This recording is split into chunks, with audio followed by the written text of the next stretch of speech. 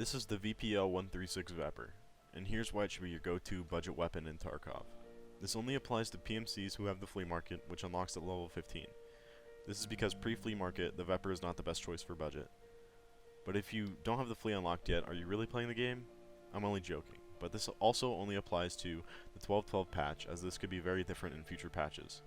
It's not news to anyone that 7.6.2 crushes early wipe, but as soon as people unlock the flea market, they forget about the Vepr and the SKS. This is your sign to take a second look at it.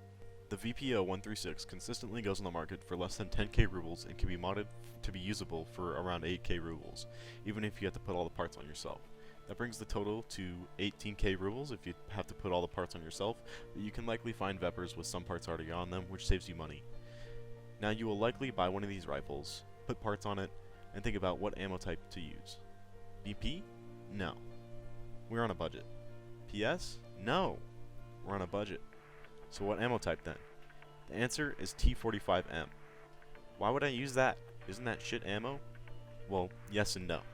T45M has a lower but close penetration value to PS, meaning it'll still reliably penetrate class 3 armor, but will have trouble with class 4, just like PS. T45M has a higher flesh damage value, meaning you can leg meta higher geared players easier than you could with PS.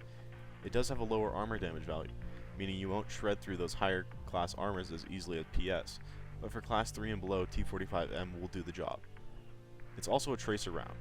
That's a benefit for some and a downside for others. It also has higher velocity.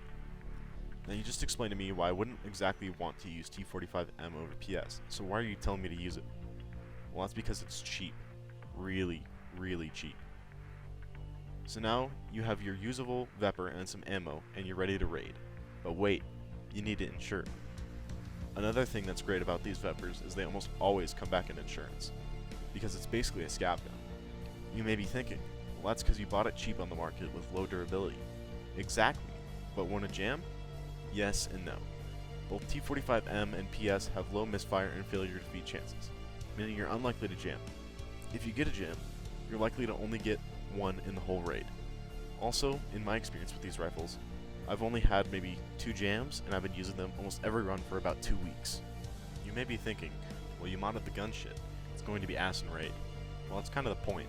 This is ultra budget. The gun has the bare necessities to function and not recoil to the sky after the first shot. It's also how the gun comes back in insurance so often. Another benefit to using these rifles over other options is that they're on the AK platform, meaning you can find parts to add onto these rifles almost anywhere, whether you're on a scav run or a PMC run. You can go through your raid looting weapon crates and picking up additional mods for your rifle, or go in a scav run searching for weapon mods. You can then replace old parts on your rifle and have a more kitted rifle for your next raid. Another benefit to the Vepr over other 7.6.2 options is 30 round detachable magazines that don't cost 7,000 rubles. All of these factors combine to make the Vepr one of the best budget weapons you can obtain in Tarkov. Thanks for watching.